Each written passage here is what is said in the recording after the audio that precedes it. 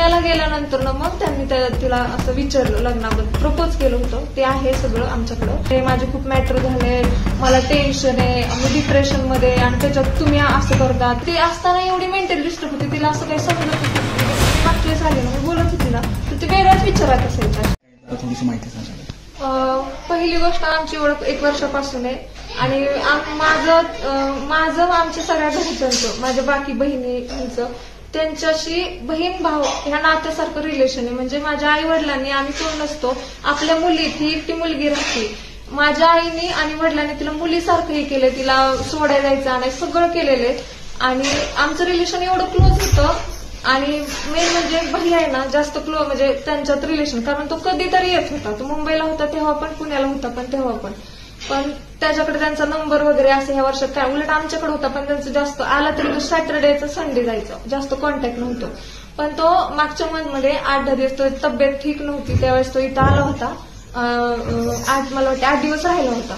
त्यावेळेस त्याची ट्रीटमेंट पण म्हणजे त्यांनीच दिली होती. तेव्हा त्यांची जरा ओळख झाली. ओळख झाल्यानंतर ना मग तो इथं थांबला, बरा झाल्यानंतर तो पुण्याला गेला. पुण्याला गेल्यानंतर ना मग त्यांनी तिला असं विचारलं लग्नाबद्दल, प्रपोज केलं होतं. ते आहे सगळं आमच्याकडं.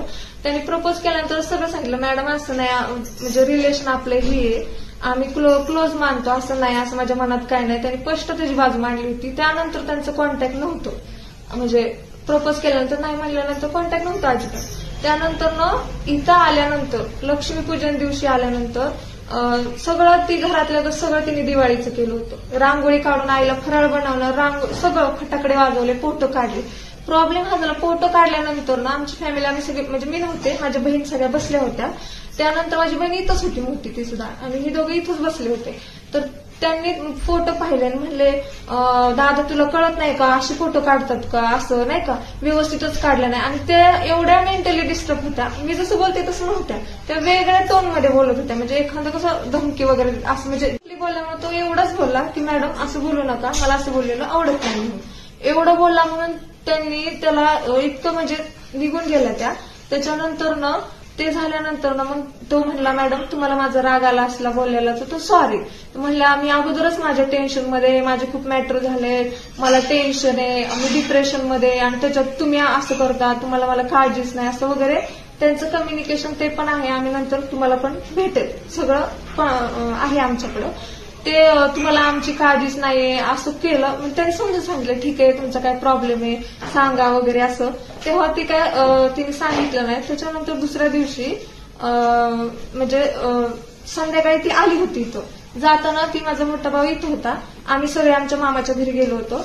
आणि ती संध्याकाळी आल्यानंतर ना ती मोठ्या भावाला जाताना म्हणली, दादा मी उद्या येईल, मी निघाली बाहेर. तर तिचं कसं ड्युटी 4-4 दिवस ती बाहेर, डॉक्टर बाहेर असायची. ती म्हणजे मी बहिणीसारखंच बोलते, म्हणजे मी कसं बोलते, कारण तिच्याशी माझं रिलेशन आमचं तसंच होतं.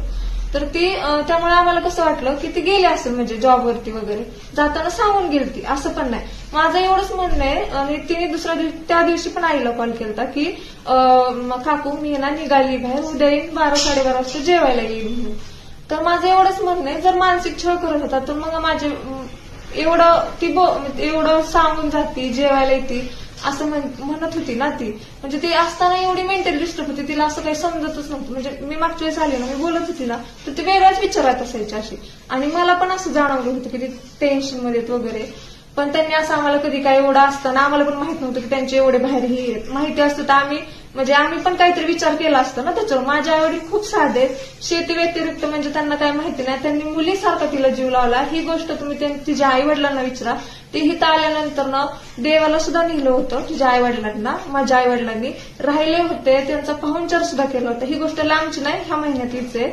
सगळं केलं होतं. मला एवढंच म्हणणं आहे की ज्या वेळेस माझा भाऊ जर तिला मानसिक छळ करत होता तर मग ती आई वडिलांना तर सांगतच, मुलगी म्हटलं ठीक आहे, नाही सांगितलं ती एवढी क्लोजली नसती ना.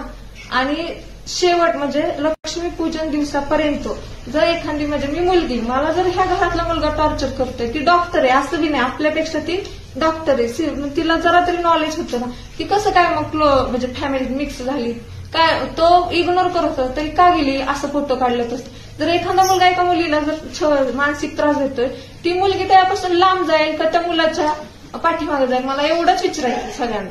की मग जर तुम्ही म्हणताय ना मानसिक छळ केला आणि तिने काही लिहून द्या हातावरती, आमच्याकडे प्रूफ आहे, आम्ही सिद्ध करणार आहे माझा भाऊ निर्दोष आहे म्हणून.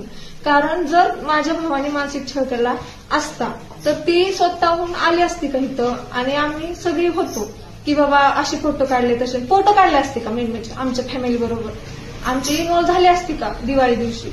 आणि तिने दुसऱ्या दिवशी सकाळी पण खूप टॉर्चर केलं. तर इथून त्याचा फ्रेंड आजारी म्हणून गेला तर तो कंटिन्यू तिला म्हणजे कॉल करत होता.